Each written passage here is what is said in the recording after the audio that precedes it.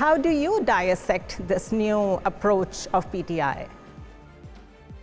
Well, I would say it's a very positive approach. You are not supposed to get into a verbal contest with the army.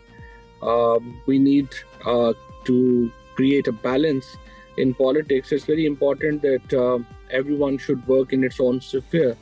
It's unfortunate that since last 2 years, I would say the situation has actually deteriorated and actually led to certain misgivings between PTI, which is certainly the Pakistan's most popular party, and especially Imran Khan, who in 8th February proved that he is the most, I would say, he's the tallest leader of Pakistan.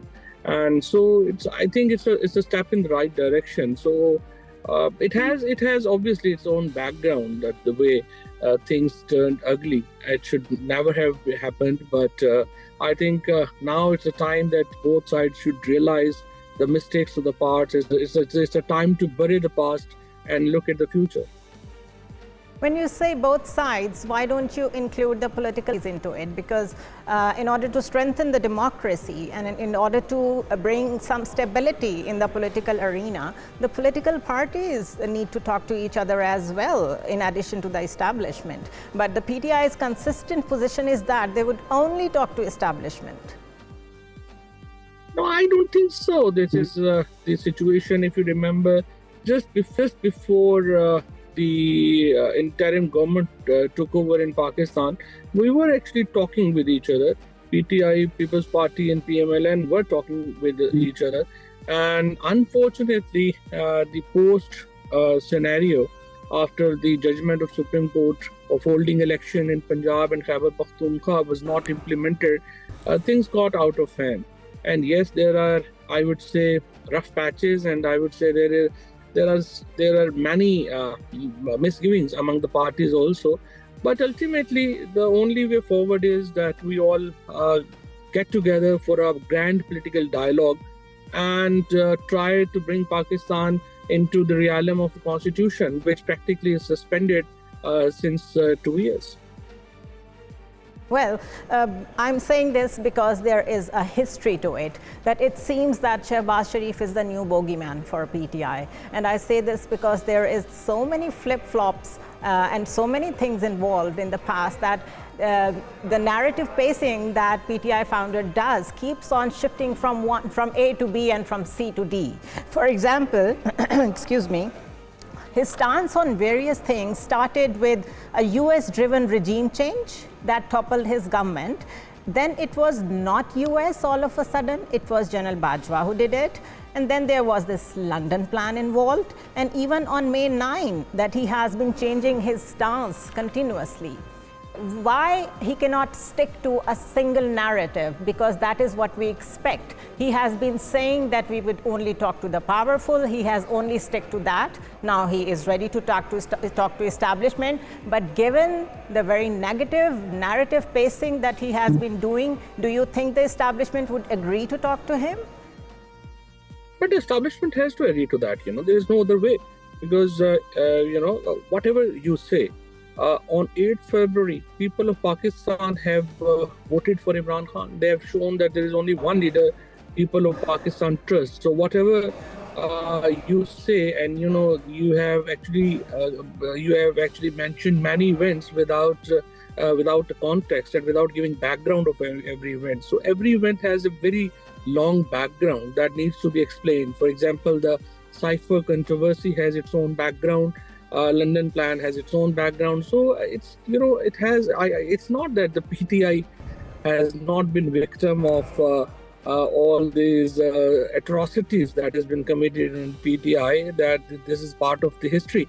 So I think there are two ways to looking at that. Either we just stick to the past and keep on repeating our old narratives, and the second is that we should accept the verdict of people of Pakistan given on 8th February and try to move forward.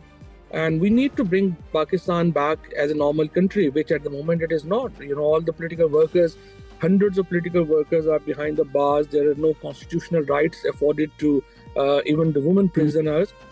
So this is a time that we all need to actually look to the future and not to the past. I think Imran Khan's statement gives a glimpse of brighter future, and establishment obviously needs to rethink their strategy. And this is an opportunity for the establishment and also for the ruling elite, for the ruling parties of Pakistan, that they should take this offer, because 2 years should be enough. If they have tried to create an alternative of Imran Khan, they have miserably failed. PTI is the largest party. Imran Khan is the most popular leader in Pakistan. So everyone needs to actually analyze its past position and move forward. Yes, PTI is not cannot be absolved from the mistakes it has committed. There must be many mistakes, but we have seen that people are with Imran Khan, and so this is the biggest in politics. It's the people that matter. So the people have chosen their leader. What can you do? Why do we need Americans? Why do we need UK Parliament? Why do we need European Union for something that is a completely Pakistan's internal matter? The sovereignty in all this. Well, no, I don't think so that human rights is any country's internal matter. It's a matter, as the President Kennedy said, is it only human rights? Threat to freedom anywhere is threat to freedom everywhere. So when we speak about the democratic rights of Palestinian people, Israel cannot say it's our internal issue. So that's how we have a we can't equate the two. We have a concept of internationally recognized human rights, conventions and all that. Yes, agreed. But the way they have activated the European Union, going after the white paper that they have yet not published and all that, it all seems that they are trying to build an external pressure towards the establishment of Pakistan and the other political elites of Pakistan, so that there is some relief for them. Why has it come to that?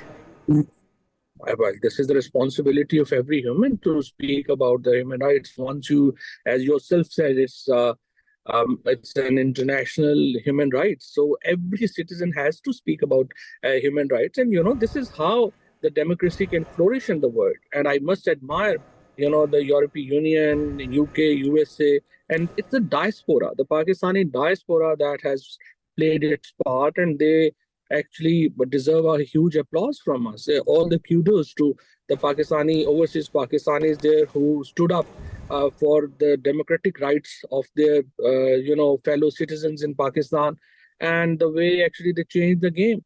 Yes, now I think it's about 7 months and not a single European Union country has called Shehbaz Sharif, not the UK Prime Minister. There is not a congratulatory message from US, America, because they know the reality of 8th February elections, and everyone know that Shehbaz Sharif is Prime Minister on 18 National Assembly seats. So nobody's legitimacy is under question, So that's why, he doesn't enjoy respect and recognition of the world. And that's how the democratic world works, Every democracy has to stand up for the democracy.